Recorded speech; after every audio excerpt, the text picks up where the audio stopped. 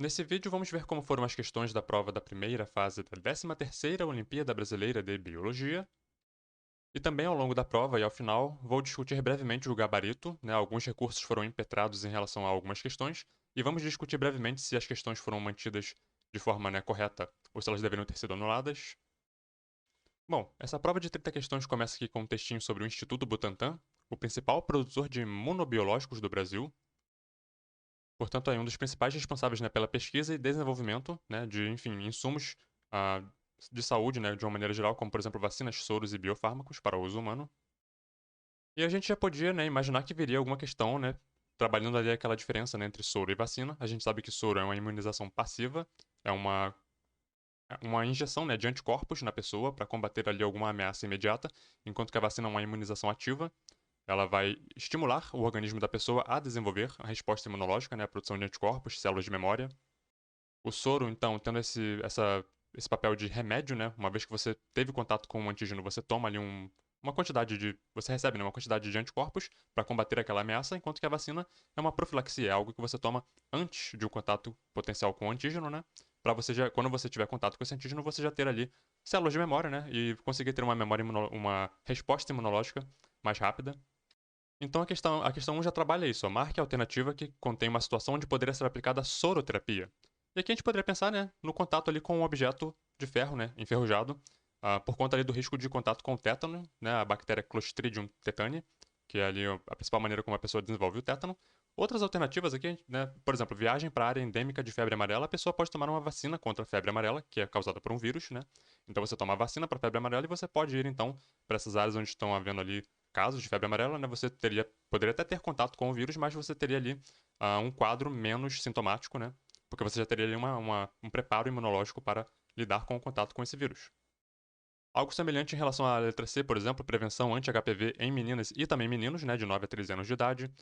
Aqui na letra D fala sobre iodo, falta de iodo na alimentação. Aqui uma suplementação de iodo na dieta, né, resolveria o problema. Então, o nosso sal de cozinha, por exemplo, é iodado, que a gente fala, né? Tem ali uma adição de iodo nele, para que a gente tenha uma fonte de iodo na nossa alimentação.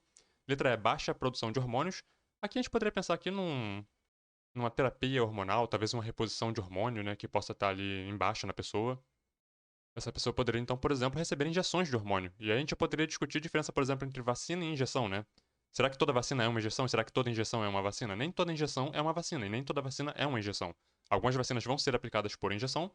A injeção é o ato de você injetar alguma coisa, né? Algumas vacinas, por exemplo, vão ser feitas por via tópica. Você coloca ali uma espécie de um adesivo. Não vou entrar muito na técnica da coisa, né? Mas assim, você não necessariamente precisa ter uma agulha envolvida, né, em injeção de alguma coisa para chamar alguma coisa de vacina. E você pode também injetar coisas em pessoas que não são necessariamente vacinas, por exemplo, hormônios. Questão 2. Os itens abaixo podem estar presentes em vacinas, exceto. Então, o que você esperaria encontrar em uma vacina, né? Por exemplo, capsídeos virais, né? Partes de um vírus, né? Um vírus inativado, vírus atenuado, bactérias mortas, né?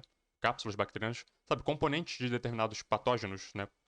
Sim, poderiam fazer parte de vacinas porque poderiam estimular, né? Através ali de antígenos específicos, respostas imunológicas, produção de anticorpos, produção de células de memória. Porque você esperaria de uma vacina. Agora, imunoglobulinas são os anticorpos. Então você esperaria encontrar, na verdade, as imunoglobulinas no soro e não na vacina, certo? Textinho para as questões 3 a 5 fala aqui sobre os impactos da pecuária no meio ambiente, né? Interessante nessa época, ó, 207 milhões de brasileiros na época, né? 212 milhões de cabeças de gado bovino, ou seja, é uma vaca para cada pessoa e sobraria algumas ainda. Claro que a gente sabe que muito desse gado é exportado, né? Enfim. E o texto continua falando especificamente sobre os impactos dessa atividade no cerrado, né? 55% da produção de carne bovina no país estaria acontecendo ali na região do cerrado. E a questão 3 diz o seguinte: a existência de mais gado do que gente no Brasil, o que justifica o nosso cenário político atual, acende um sinal de alerta. Gases produzidos pelos bovinos agravam o efeito estufa, uma vez que. Aqui ela está falando sobre metano, né? O CH4, que é o metano produzido por bactérias estomacais, tem potencial estufa maior que o CO2, que é o dióxido de carbono. Então, basicamente, ela está trabalhando aqui o impacto também que a produção de gado tem no aquecimento global, né? Através da produção de gás metano, que é um gás do efeito estufa. Esse gás produzido ali durante o processo digestivo, né, do gado e liberado pela flatulência.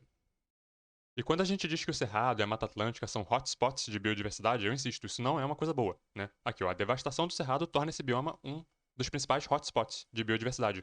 São hotspots justamente porque têm alta diversidade e estão sendo destruídos, né?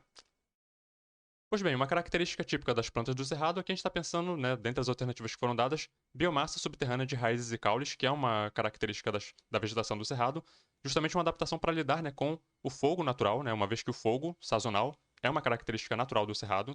A vegetação do cerrado ela está sempre exposta, né, sazonalmente a períodos ali de incêndios, né, que acontecem.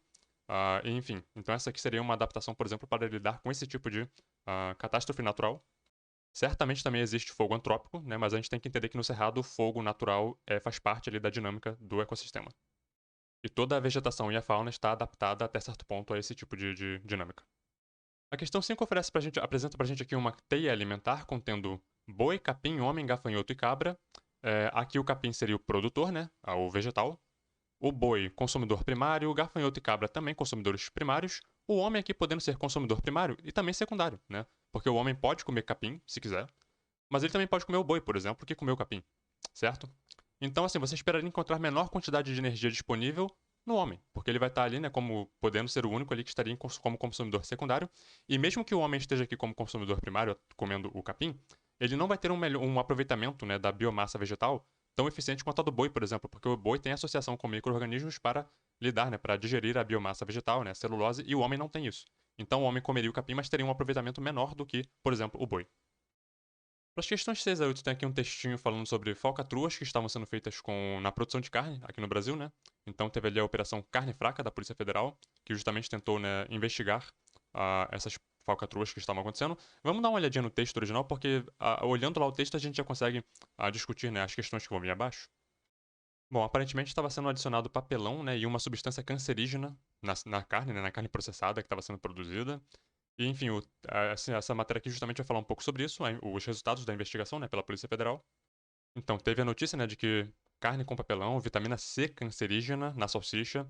A notícia, né, dessas possibilidades aqui parece que causou ali um tumulto, né, um pânico na sociedade. E isso foi criticado por alguns especialistas, né, a forma como a polícia, enfim, liberou ali os resultados preliminares da investigação causou ali um pânico desnecessário, segundo eles, na sociedade. E sendo bem objetivo aqui, eu vou colocar o link da matéria para quem quiser depois ler ela completa. Em relação ao papelão, parece que houve um mal entendido, parece que alguns funcionários foram flagrados, né, em áudios discutindo se eles iriam embalar uma carne numa embalagem de papelão ou de plástico, e aquilo ali foi, enfim, interpretado, né, como sendo se eles iriam adicionar papelão à carne. Então teria sido um mal entendido a princípio, né? E é muito natural que a discussão vá para o lado sobre se esse papelão, né, possivelmente presente nessa carne, se ele faria mal à saúde ou não. O papelão ele é um material composto, né, primariamente ali por celulose, então assim, ele passaria direto pelo nosso trato digestório. A gente não, enfim, processaria ele, né, não faria digestão desse material. Mas para além disso, eu não tenho como dizer aqui se faria mal ou não em algum outro, né, sentido. A gente apenas pode dizer que ele não seria digerido em relação à celulose. Outros componentes químicos presentes no papelão poderiam sim fazer mal para a pessoa. Agora, eu acho que assim, antes de tudo, se eu vou no mercado comprar, por exemplo, uma salsicha ou uma linguiça, eu não queria comprar papelão, né? Eu queria comprar carne. Eu gostaria que isso que eu tô pagando fosse 100% carne, né? Eu não queria que tivesse papelão misturado no meio. Antes da gente pensar na coisa da saúde, né, a gente tem que pensar também nessa coisa assim, né, o cliente sendo lesado, né? Ambos são importantes, claro. Com relação ao ácido ascórbico, que é a vitamina C, eles gastam aqui algum espaço tentando convencer que o ácido ascórbico não é cancerígeno, e eu não vou entrar nessa discussão, eu não tenho nenhum tipo de suporte na literatura para dizer que seja, então, na dúvida, não é. Mas, de acordo com essa investigação, estariam utilizando o ácido ascórbico, né, 5 vezes mais, ou 6 vezes mais, sei lá, do que aquilo que é permitido pela lei, né? Bom, de acordo com a OMS, o ácido ascórbico, né, pode contribuir com distúrbios gastrointestinais, cálculos renais, outros problemas de saúde, se for consumido em excesso. Então, assim, temos um problema. A função da vitamina C na produção de carne ele tem a função antioxidante, portanto, né, ajudaria ele a manter aquela aparência fresca, né, da carne, para adulterar, né, para tirar aquele aspecto de carne, enfim, apodrecendo, né, que enfim é natural que a carne apodreça, claro. Mas por conta dessa ação antioxidante, então ela estende, né, a vida útil daquela carne. E outros pontos dessa investigação, eles encontraram salsicha de peru sem peru sendo distribuído ali para escolas, né, para merenda de escola. Então, se você paga por uma salsicha de peru que não tem carne de peru, injeção de água no frango, que deve ter aqui relação com o peso, né, da carne, para, enfim, aumentar o peso. Cabeça de porco sendo adicionada na salsicha e nas linguiças. Enfim, se você compra salsicha e linguiça, você está comprando uma carne processada e ali tem de tudo. Deve ter cabeça, deve ter pata, deve ter rabo, deve ter, enfim, vísceras. Assim, você não espera encontrar cortes nobres, né, numa salsicha. A salsicha é uma carne de, né, de qualidade e preço inferior. Então, assim, honestamente, cabeça de porco é o que menos me incomodaria de estar presente na salsicha. Bom, dito isso tudo, a questão 6 falou sobre o papelão, né? A ingestão de papelão, embora não recomendada, não atrapalha, né, não interfere no metabolismo das células, uma vez que ele é feito de celulose, né, primariamente. Rico em celulose, uma substância que não é digerida, né, no nosso trato digestório. E a 7 fala sobre o ácido ascórbico, que tem a ação, então, como a gente viu lá, antioxidante, né, e que preserva, então, as qualidades de carne fresca e não apodrecida. Essa imagem que apareceu aqui é um gatinho com esporotricose. A gente vai falar sobre essa questão daqui a pouco, né? Mas só pra ninguém pensar que ele tá machucado porque, enfim, sofreu algum acidente. Não, isso aqui é uma doença, né? Esporotricose. A gente vai falar sobre isso daqui a pouco. Questão 8. A carne que ingerimos é constituída pelo tecido muscular esquelético. Eu coloquei aqui, na maioria das vezes, né? Aqueles cortes que a gente compra de carne são músculo esquelético, né? Nem sempre. São características desse tecido: contração voluntária e presença de mioglobina. Então, hemoglobina é responsável pelo transporte do oxigênio no sangue, mioglobina, né, tá no músculo, responsável ali pelo armazenamento, né, de oxigênio no tecido muscular, né, para manter ali níveis de oxigênio apropriados no tecido muscular. Então, peguem aí seu livro de histologia favorito, eu estou usando aqui o Junqueira, né, só para ilustrar.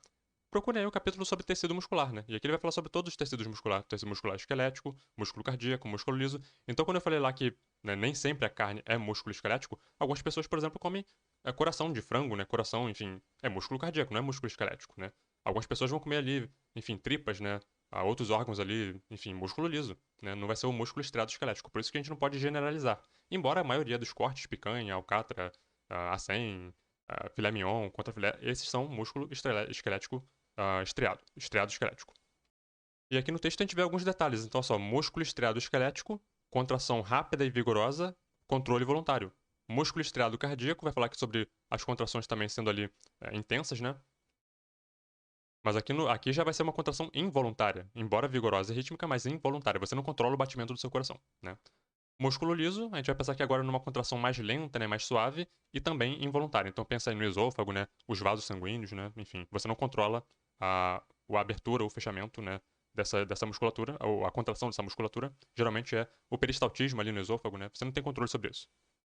Vasoconstrição, vasodilatação.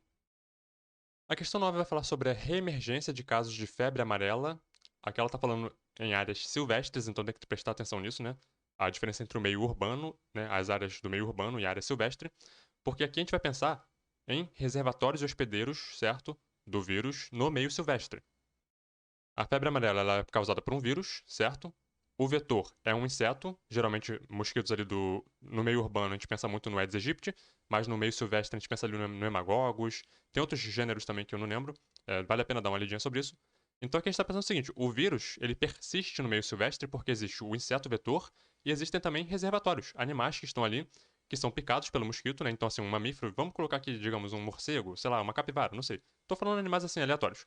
O mosquito vai lá, pica esse animal, e o animal passa a ser ali um reservatório do vírus. Outro mosquito vai lá e pica aquele mesmo animal e se contamina também com o vírus, entende? Então, no meio silvestre, essa relação vai se dar pela existência de um vetor e de um animal reservatório. No meio urbano, a gente começaria a se preocupar também com questões ali de água parada, né? Aquelas coisas todas que a gente sempre fala ali de dengue, febre amarela. Essa questão 9 foi uma das que houve, né, recurso em relação a ela.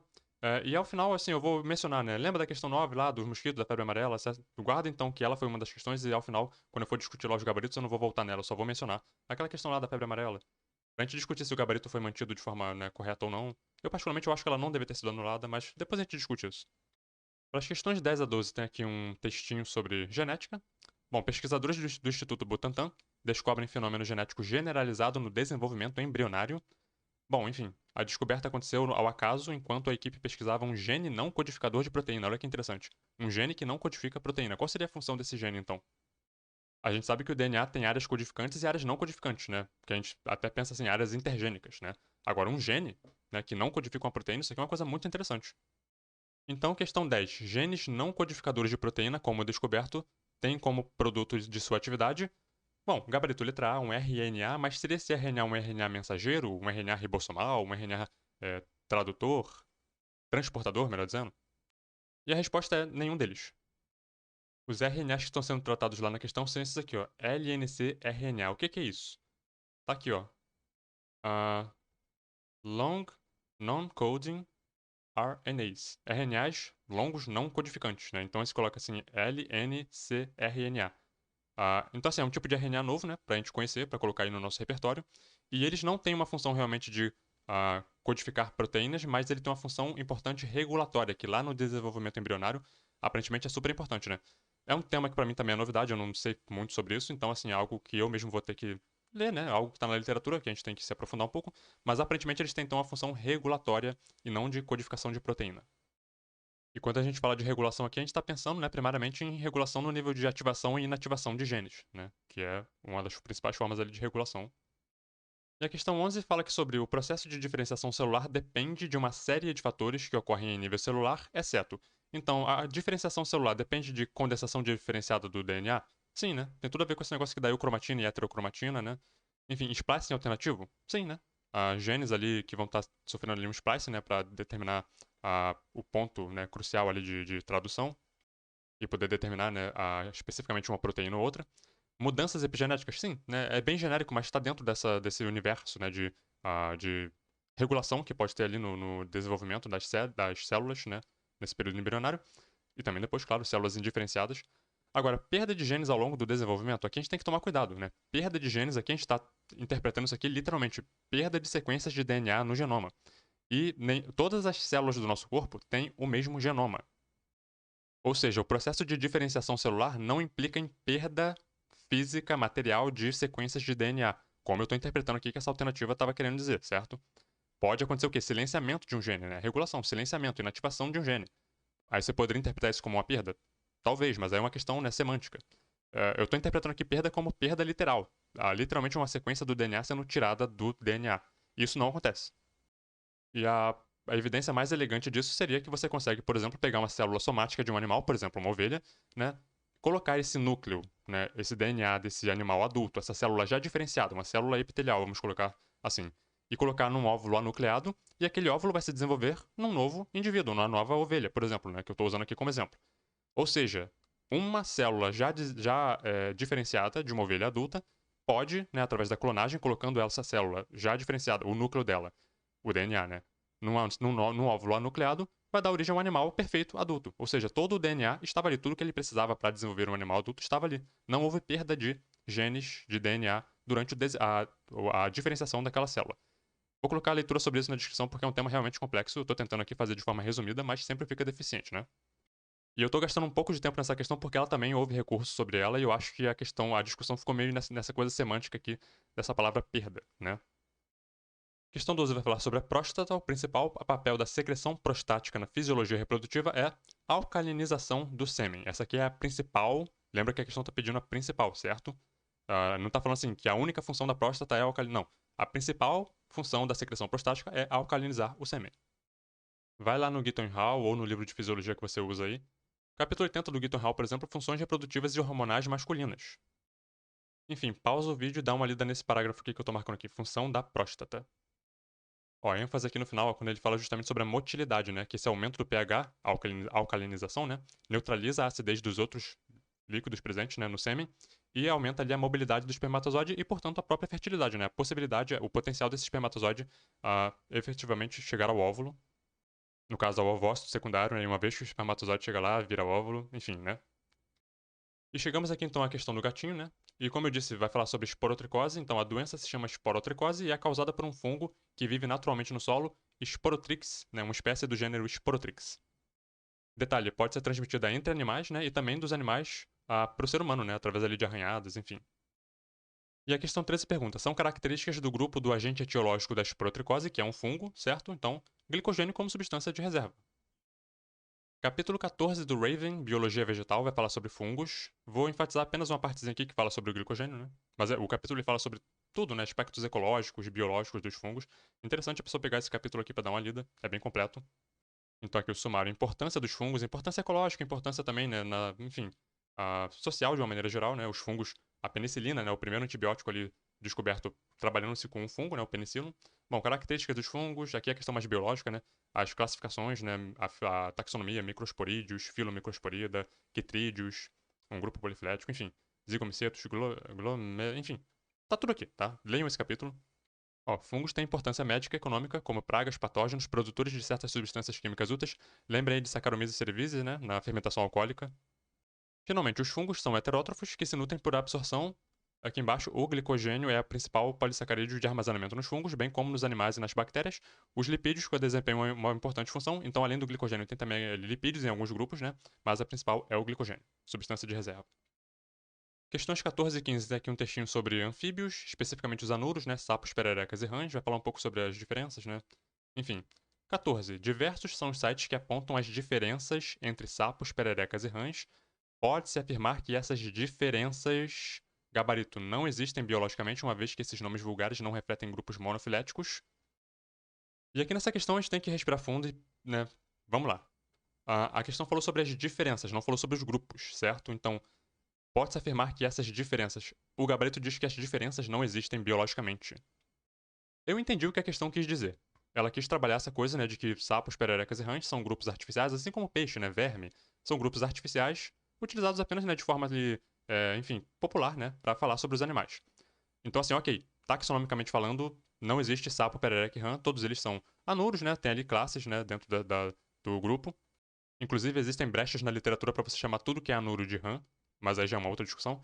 O ponto é, a questão falou sobre as diferenças, não sobre os grupos. Isso aqui me deixou um pouco bugado, porque assim, as diferenças existem. Né? Você olha para o que a gente chama de sapo, o que a gente chama de perereco, o que a gente chama de rã, as diferenças existem. Os animais, né, têm diferenças entre si, e você consegue, inclusive, né, determinar, discernir ali um do outro, a ponto de desses nomes terem surgido. Isso aqui não surgiu por acaso, né?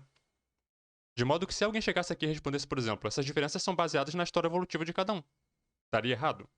A gente teria que, claro, a gente tem que ter aqui toda a ressalva do mundo, né, de que não existe taxonomicamente os grupos, mas as diferenças existem. Então essa questão aqui ela foi pelo menos mal redigida. A gente tem que pelo menos reconhecer que ela foi muito mal elaborada. A pessoa que fez não tomou, ela quis falar uma coisa correta, né, o conceito da questão está correto, mas ela foi redigida de uma maneira, né, enfim, que abriu espaço aqui para, enfim, controvérsias.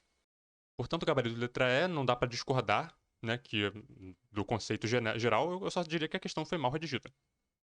E a questão 15 fala sobre a dependência dos anfíbios do meio aquático, né? E ela pergunta o seguinte: a alternativa que contém a característica que não corrobore, né, essa dependência, que não, enfim, não tem relação com essa dependência dos anfíbios do meio aquático. E aqui a gente pensaria na fecundação interna, né? O gabarito é justamente esse, porque mesmo partindo, né, do conhecimento de que existem anfíbios que têm fecundação interna, isso não seria uma característica que os tornaria dependentes do meio aquático, né? Isso, na verdade, os daria alguma independência do meio aquático. Eles continuariam dependentes do meio aquático, úmido, né, por conta ali da pele, né, que, enfim, tem respiração cutânea e depende, né, de uma pele sempre úmida e tudo mais, a própria relação ali, muitas das vezes, né, da ovoposição, né, do desenvolvimento dos gigirinos, que tem respiração ali, que depende da água. Os gigirinos não têm, né, enfim, a anatomia apropriada para viver na Terra. Então, assim, ele ainda teria dependência da água, mas não, uma dessas não seria a fecundação interna. Então, isso aqui seria um gabarito apropriado. Questões de 16 a 19 também deu problema lá no gabarito, né? Parece que alguns participantes receberam uma prova onde eu suspeito que essa imagem aqui que eu estou apontando agora estava numa qualidade, né, praticamente invisível. E, enfim, isso foi polêmico, né? Porque se um aluno pelo menos tivesse recebido uma prova com essa imagem aqui de forma ilegível, se houvesse uma questão que dependesse, né, de alguma informação contida nessa imagem, a questão teria que ter sido anulada. E não foi. Então, assim, né, mas vamos olhar as questões, né? Vamos, enfim. O texto aqui fala até sobre uma coisa interessante, né? Descobriram fósseis ali num período bem anterior ao que se imaginava que a vida teria começado na Terra, né? 4,28 bilhões de anos. A Terra, supõe-se, né, se formou ali há 4,54 bilhões de anos, então, assim, foi quase que imediatamente, né? A Terra se formou, já tinha seres vivos aqui. E isso acende aquela esperança, né, de que haja vida extraterrestre, certo? Porque se em condições tão inóspitas, que a gente considera inóspitas, né, já tinha seres vivos aqui na Terra, é possível que em outros locais aí que a gente olha no universo hoje, que a gente, né, imagina assim, não dá pra ter vida ali porque as condições são assim, assim, assado, talvez tenha vida ali, né? Vida inteligente? Não sabemos, mas vida microscópica? Aparentemente, né, é bem mais provável hoje em dia se suspeitar disso.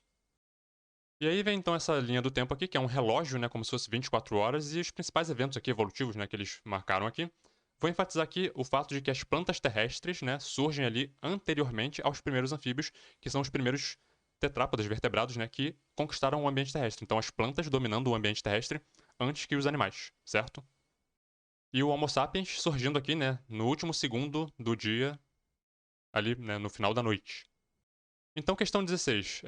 Síntese de matéria orgânica a partir de oxidação de substâncias inorgânicas, isso é quimiossíntese, né? A gente já tá cansado de estudar isso. Agora, a questão 17. Através da linha do tempo, ou seja, você teria que olhar a linha do tempo, certo? Que foi oferecida pela prova, para derivar a resposta a partir dela, e a pessoa teria que chegar ali à conclusão de que as plantas ocuparam o ambiente terrestre antes dos vertebrados. Daria para a pessoa saber isso apenas, né, porque estudou, teoricamente, porque lembrava, né? Talvez, né, algumas pessoas, né, gênios existem, mas para a maioria das pessoas, olhar essa imagem aqui teria sido fundamental para chegar a essa conclusão, né, de que as plantas surgiram antes. Então, se para um aluno, pelo menos, essa imagem aqui estava ilegível, né, eu acho que essa questão 17 deveria ter sido anulada. E aparentemente, né, bom, ela não foi, então, assim, pelo menos um aluno ou uma escola foi prejudicada, e isso foi um escândalo, na minha opinião. E a 18 diz: se a história da Terra fosse representada em um único dia, o surgimento de Homo sapiens ocorreria no fim da noite, né, às 11h59 minutos e 59 segundos. Eu considero isso noite, né, até meia-noite eu considero noite. Quando chega meia-noite, você já pode começar a falar de madrugada. Isso é a minha interpretação, né, a forma como eu vejo. Mas é claro, né, você pode dizer, por exemplo, 1 hora da manhã, 2 horas da manhã, mas eu considero todo esse período de meia-noite até 6 horas da manhã madrugada. Eu acho que a maioria das pessoas pensa assim.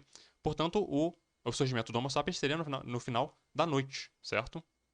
Então, pra mim, nesse dia aqui, de 0 horas até aqui 6 horas da manhã, isso aqui pra mim seria madrugada. Isso aqui pra mim tudo seria dia, e a partir daqui, das 18 horas, né, isso aqui seria noite. E o ser humano surgindo ali no final da noite. De novo, reparando, né, que a imagem poderia ter ajudado a pessoa, e, enfim, né, pra algumas pessoas essa imagem aqui, eu tô suspeitando que fosse ela, né, pode ter falhado. 19 fala sobre coevolução de flores, né, angiospermas, né, e insetos polinizadores. Uma planta polinizada por abelhas deve apresentar, na cor, né, na flor, em comparação com outra polinizada apenas pelo vento, cores mais intensas, porque as cores vão ser utilizadas ali pela flor, né, para sinalizar, né, para chamar a atenção do inseto, no caso aqui é a abelha, e dizer, olha, eu tenho uma coisa que te interessa, né, que é o néctar. A abelha vai lá verificar, enquanto ela pega o néctar, se suja no pólen, quando vai para outra flor, né, suja a outra flor com o pólen da outra e assim faz fecundação, polinização cruzada, né? Enquanto que uma planta polinizada pelo vento não precisa se preocupar com isso porque não existe nessa especificidade dessa relação, dessa coevolução com insetos. Lembrando que as abelhas elas têm um espectro, né, de visão diferente do nosso. Elas podem enxergar, por exemplo, o ultravioleta, coisa que a gente não consegue. Então, por exemplo, a gente olhando para essa florzinha que a gente veria, né, essa florzinha amarelinha, uma abelha que consegue ver ultravioleta, na verdade ela enxergaria padrões aqui. E por que que aqui no meio, né, que está colorido para a abelha? A flor sabe, né? Ela vai indicar para a abelha que o néctar está aqui dentro. A abelha vai lá no nectário, né, pegar o néctar para se alimentar e se suja no pólen que está aqui, né, nos estamos aqui à frente. Então, assim, né, a evolução foi inteligente nesse sentido, né? Colocou aqui a abelha, ela precisa se sujar com o pólen para obter o néctar e com isso ela faz a polinização cruzada. E claro que isso aqui é uma simulação, né? Eu não sei dizer se é exatamente assim que a abelha vê, mas é só para ilustrar, né, como que ela tem acesso a uma informação que a gente não tem porque ela enxerga numa frequência que a gente não enxerga, que é o ultravioleta. Questões 20 a 22 tem aqui um textinho falando sobre o ex-jogador Romário, hoje senador, né? Que, enfim, teve uma época que ele perdeu muito peso e as pessoas começaram a pensar se ele estava doente. Na verdade, ele tinha feito uma cirurgia bariátrica e com isso realmente teve ali uma perda de peso, né? Bem perceptível. Bom, as cirurgias bariátricas elas podem, né, ir em ter diversas formas de você fazer essa cirurgia. Algumas delas envolvem literalmente você tirar um pedaço do estômago, né? E em outras você pode, por exemplo, cortar a comunicação ali com a bile, né? Então a pessoa tem a menor digestão de gorduras. É interessante ler sobre isso. Bom, aqui ela fala sobre literalmente assim, o corte de parte do estômago com a menor retenção de alimentos no estômago. Uma consequência esperada seria, e o gabarito foi letra C, maior exposição a infecções gastrointestinais. E aqui pensando em retirada de parte do estômago, certo? Você teria uma menor produção do suco gástrico, né, com ácido clorídrico, que é uma das formas como o corpo tem ali, né, de se proteger contra justamente infecções gastrointestinais provocadas por bactérias, etc. Algumas pessoas colocaram um recurso nessa questão falando sobre lipase gástrica, porque tem uma alternativa aqui, letra A, ó, menor digestão de lipídios. Se você tem menos estômago, né, eu vou colocar um esquema aqui só para ilustrar, assim, por que que isso faz sentido. Mas antes eu vou mostrar aqui uma informação, porque eu gosto de embasar as coisas que eu digo, né? Pra pelo menos assim, se eu falar besteira, pelo menos eu falei besteira embasado, né? Enfim. Bom, digestão e absorção de lipídios, a gente vai ver aqui. O estômago, ele tem ali, né? Potencial de digerir, sim, gorduras, né? Quebrar gorduras em tamanho menor. Especificamente aqui uma parte. Ó, no estômago, lipase gástrica, né? Começa a quebrar ali triglicerídeos e tudo mais em moléculas menores, né? Diglicerídeos, ácidos graxos. E, apesar disso, né? Muito pouca digestão de gordura é feita no estômago. Muito pouca quer dizer que ainda existe alguma digestão de gordura, certo? É pouco, mas existe. Não é inexistente. Então existe digestão de gordura no estômago, embora muito pouco, uma fração, né, do que seria realmente assim toda a gordura digerida no organismo. Ok. Aí a provocação que eu faço aqui é a seguinte. Isso aqui é lógica, tá? Lógica matemática, eu montei aqui um esquema lógico, não tô preocupado agora com a quantidade de gordura que é digerida no estômago. Não tô me preocupando com isso, eu tô apenas perseguindo aqui a lógica da coisa. Se eu tenho uma unidade de estômago, e com essa uma unidade de estômago eu tenho a produção de uma unidade de lipase gástrica, e com essa produção de uma unidade de lipase gástrica eu tenho a digestão de uma unidade de gordura. Certo? Isso aqui é lógica. E com meio estômago eu tenho meia unidade de estômago, né? Eu tenho a produção, meia unidade de lipase gástrica e, portanto, digestão de meia unidade de gordura. Logo, se eu tenho menos estômago, eu tenho menos produção de lipase gástrica e tenho menos digestão de gordura. Essa lógica aqui fez sentido? Fico olhando aqui, né, e tenta, né, faz sentido. Isso aqui é uma lógica, né, que eu montei justamente assim para mostrar o seguinte: se isso aqui é verdade, aquela questão deveria ter sido anulada. Porque naquele exercício lógico que eu fiz, eu não estou preocupado com a quantidade de gordura que é processada, digerida no estômago. Eu estou preocupado apenas se existe ou não. Se a menor área de, né, superfície do estômago implica em menor a produção de lipase gástrica e, portanto, menor digestão de gordura no estômago, então essa letra A seria aqui adequada, seria um gabarito também adequado. Logo, a questão tem que ser anulada, né? Enfim, sabe, eu fiz uma coisa puramente lógica só para mostrar o seguinte: o critério tem que ser, sabe, tem que ser exato, tem que ser concreto. A pessoa tem que olhar para o critério que você utilizou para anular ou não uma questão e reconhecer naquilo lógica. Eu usei a lógica. Na minha lógica, eu anularia essa questão. Questão 21. Diabetes mellitus. Ok, uma das ações da insulina no organismo humano é... Aqui a gente vai pensar na insulina atuando ali, aumentando a absorção de glicose no fígado. Voltei aqui para o Gitton Hall, capítulo 78, insulina, glucagon e diabetes mellitus. Efeito da insulina sobre o metabolismo dos carboidratos. A insulina promove a captação de glicose nos músculos. E aqui mais embaixo, ó, aqui, ó. A insulina promove a captação, o armazenamento e a utilização de glicose hepática no fígado, né? E, enfim, ele vai elaborar aqui, né, alguns mecanismos, né, que permitem que isso aconteça. Então, a insulina inativa a fosforilase hepática. A insulina causa aumento da captação de glicose, aumento da atividade da enzima glicosinase. Enfim, a insulina aumenta a atividade das enzimas, por exemplo, a glicogênio sintase, né? Enfim, vale a pena dar uma lidinha nisso aqui, só para mostrar, né? Realmente a insulina tem essa função. E a questão 22 falando sobre a possibilidade do controle da obesidade através da ingestão de alimentos menos calóricos e prática de atividade física. Não vou nem entrar aqui na discussão sobre se a obesidade é uma doença, né? Muito mais complexa do que isso, claro, mas enfim, comer, né, alimentos mais saudáveis e atividade física não faz mal para ninguém, então, na dúvida, né? Pratiquem exercícios e comam mais saudável.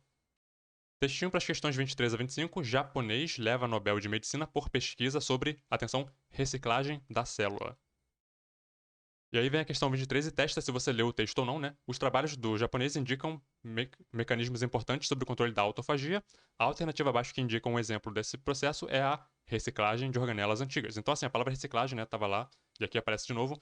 Interessante, né? Porque permitiu que a pessoa fizesse, né, o título da matéria permitiu que a pessoa recuperasse e respondesse a questão. Vale a pena comentar brevemente a diferença entre autofagia e autólise, né? Vou falar aqui brevemente, mas leiam mais sobre isso. Autofagia é justamente isso aqui, né? É você se autocomer, suas células pegando ali componentes velhos, né? Ou que já não tem mais uma utilidade e destruindo para reciclar, para reutilizar coisas, né? Que podem ter uma utilidade em um outro componente. A autólise, por exemplo, a apoptose, né? Você é a célula se autolisar, né? Se destruir. Então é morte celular. 24. Organela celular diretamente envolvida na autofagia. Claramente aqui, né? Lisossomo. No interior do lisossomo, diversas enzimas ali, né, que vão fazer destruição de diversos componentes lipídicos, carboidratos, enfim, DNA. E através dessa destruição, então, depois é possível, né, fazer a reutilização de determinados componentes menores, né. É claro que alguns componentes que o lisossomo vai destruir vão ser exocitados, né, vão ser expulsos da célula porque não faz sentido eles ficarem lá dentro. Mas alguma parte pode ser reutilizada. E a questão 25 só para dizer que células humanas não possuem cloroplastos e nem nenhum outro tipo de plastos. Texto para as questões 26 a 27, como identificar um psicopata. Ela fala aqui sobre a série da Netflix Santa Clarita Diet. E aqui o autor do texto fala: em algum momento, né, a personagem principal passa por uma mudança radical em sua vida, que leva a um caminho de morte e destruição, mas de um jeito bom. Depois, né, de alguns problemas, ela vomita uma bola vermelha e passa a comer carne humana. Então, assim, ok, né? Bom, em segundo o texto, essa nova dieta deixa a personagem mais linda a cada dia. Beleza é uma coisa subjetiva, né? Bom, claro que isso é uma maneira que a prova ao bebê tem, né, de manter ali um diálogo com o público jovem. Bom, aqui ela vai falar sobre a relação ecológica entre vírus e homens, que pode ser classificada como um parasitismo, certo?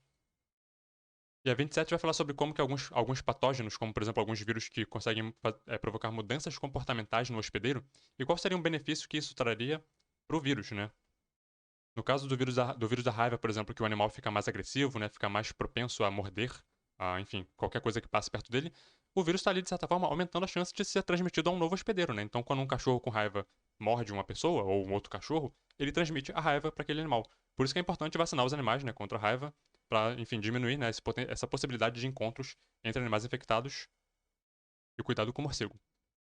Questão 28. Sobre a conservação de biomas, pode-se afirmar que a conservação de biomas, ou melhor, a conservação da biodiversidade, passa pela conservação das espécies e dos povos da floresta. Então, salve a floresta, salve os animais, salve as plantas, salve os índios, salvem todo mundo. Só para corrigir que atualmente estão preferindo usar o termo indígenas do que índios, então eu falei índios, só para fazer nessa pequena ponderação. Textinho para as questões 29 a 30. Clima da Terra influenciou o formato do nariz, segundo o estudo, e aqui a gente já sabe que vai vir questão sobre lamarquismo versus darwinismo, certo? Aqui, ó, a forma e o tamanho do nariz evoluíram para se adaptar aos diferentes tipos de clima na Terra. Interessante, né? Estaria o clima na Terra literalmente provocando mudanças, né, na forma do nariz, e a forma do nariz se adaptando, né, a isso ativamente? Ou estariam essas mudanças surgindo ao acaso e o ambiente apenas selecionando aquilo que surgiu ao acaso? Essa que é a dinâmica aqui. 29. A frase, a forma e o tamanho do nariz evoluíram para se adaptar aos diferentes tipos de clima na Terra está errada, uma vez que o ambiente selecionou o formato do nariz e não promoveu sua modificação. E claro que aqui a gente tem, né, que ter alguma ponderação, porque eu mesmo, eu sou da biologia e de vez em quando eu me pego falando assim, né, e aí tal animal evoluiu, né, para se adaptar a tal coisa, não sei o quê.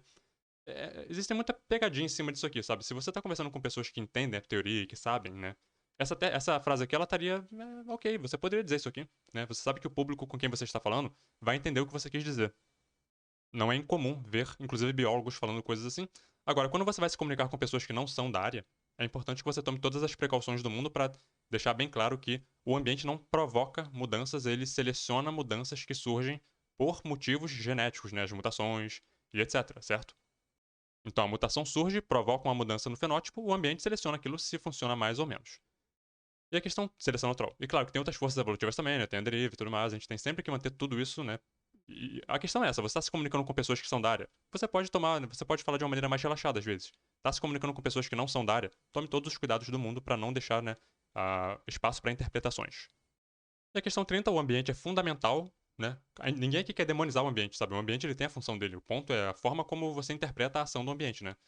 A ação do ambiente é fundamental para o processo evolutivo. Em biologia, entende-se como processo evolutivo. Letra A, mudanças na frequência gênica de uma população ao longo do tempo. Essa aqui é o conceito genético, né, de como é a evolução geneticamente falando.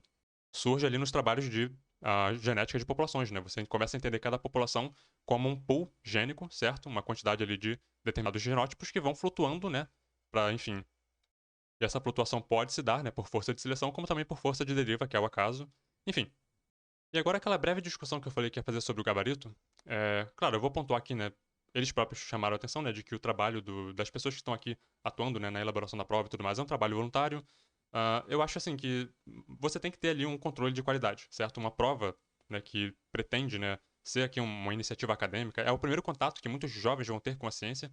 Então, assim, tem que ter um controle de qualidade. É claro que a gente entende, né, as pressões das profissões e tudo mais, muitos que estão trabalhando nessa prova não estão exclusivamente trabalhando nisso, né? São professores que estão na ativa e que, enfim, tiram um tempo ali para participar da prova, mas eu acho que tem que ter uma preocupação com o controle de qualidade. E isso tem que vir, né, de uma alta gestão, né?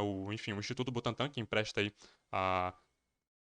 enfim, o nome, a marca, né, Instituto Butantan, deveria ter uma preocupação maior com a qualidade, né? Até porque a OBB, vamos combinar aqui, né? Quem é que participa da OBB? São estudantes de ensino básico. E pra muitos pode parecer só uma brincadeirinha, né? Só um joguinho, mas pra muitos, né, que vão ganhar ali a medalha de ouro, vão ter acesso ali a uma viagem, né, para participar de uma Olimpíada Internacional. Tudo isso é muito importante pra pessoa, né? O primeiro contato, como eu disse, que a pessoa tá tendo com essa coisa do meio científico, né? As universidades e tudo mais. E pode digitar, né, o rumo da vida da pessoa, né? Então, assim, a gente tem que tomar muito cuidado com isso aqui.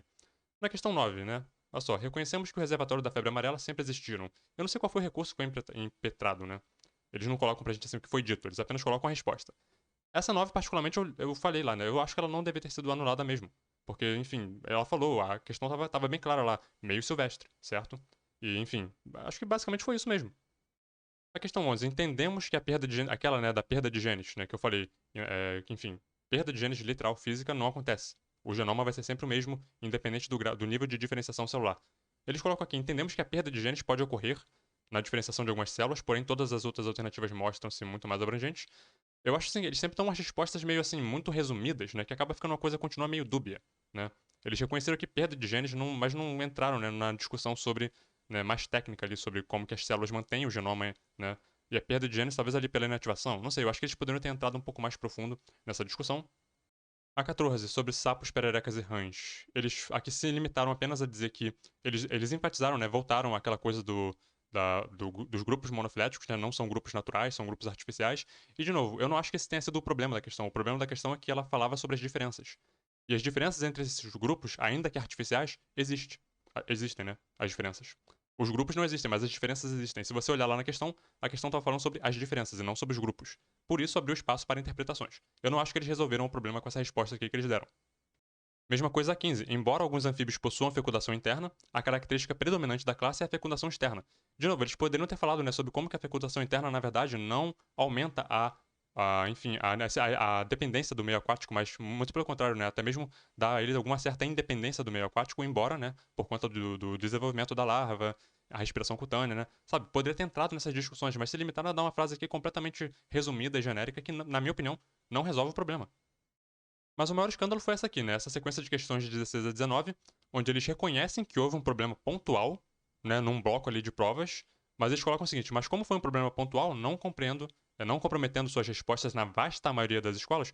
O ponto é que é o seguinte: se um aluno de uma escola recebeu uma prova com alguma parte dessa prova ilegível, a qualquer que fosse a questão que dependesse daquela imagem, daquele texto, tinha que ser anulada para todo mundo. O que não pode é aquele aluno ou aquela escola que recebeu um lote defeituoso da prova ser prejudicado por causa de um problema que é uma questão de qualidade, que o Butantan, né, os organizadores deveriam estar, né, preocupados. Por isso que eu enfatizei tanto isso, sabe? Então, assim, isso aqui pra mim foi um escândalo. E, na minha opinião, né, com a leitura que eu tenho hoje, assim, vendo, né, uma coisa que aconteceu há alguns anos atrás, eu diria que toda essa 13ª edição da UBB deveria ter sido anulada por conta disso aqui. Porque se um aluno teve o problema em responder uma questão que dependia da qualidade da prova e ele recebeu uma prova defeituosa, e essa questão não foi anulada para todo mundo, aquele um aluno pode ter sido prejudicado, né? Os organizadores da UBB não fizeram nada em relação a isso, muito pelo contrário, reconheceram que houve problema e ignoraram. Então acho que toda essa 13ª edição da UBB deveria ter sido revogada, né? Porque eu acho que foi injusto. A questão 18 é aquela coisa, né, do madrugada, amanhã. Eu já falei, a minha opinião é a seguinte: 11h59, 59 é noite, é final da noite, né? Madrugada é a partir de meia-noite até 6 horas da manhã. 5h59, né? E a 20 fala ali justamente sobre aquela coisa da lipase gástrica. Aqui eles enfatizam que eles estavam buscando o conhecimento prévio sobre imunidade inespecífica, né, do HCl, do ácido clorídrico, combatendo ali os micro-organismos, né, portanto prevenindo infecções, ok. Agora, quanto à lipase gástrica, que também foi questionável em recurso, ampla bibliografia descreve sua atuação como mínima, sendo a digestão de triglicerídeos majoritariamente intestinal. Eles reconhecem que existe, nem que seja assim, um traço de digestão de lipídios, né, de triglicerídeos no estômago. E eu coloquei aquele esqueminha lógico lá para dizer, se diminui 1%, 0,1%, 0,0001%, a letra A naquele gabarito seria também adequada. Né? E, de novo, eles reconhecem aqui um erro numa questão e ignoram que isso tem algum tipo de relevância. Então, assim, honestamente, teria sido melhor não dizer nada, porque essas respostas que foram dadas aqui, em sua grande maioria, não resolveram os problemas que foram dados, e alguns reconheceram o problema e simplesmente disseram, lamento, próximo ano tentem de novo, né, no próximo ano a gente vai fazer melhor. Enfim, apesar de tudo isso, no próximo vídeo então nós veremos a segunda fase da 13ª Olimpíada Brasileira de Biologia. Enfim, até lá.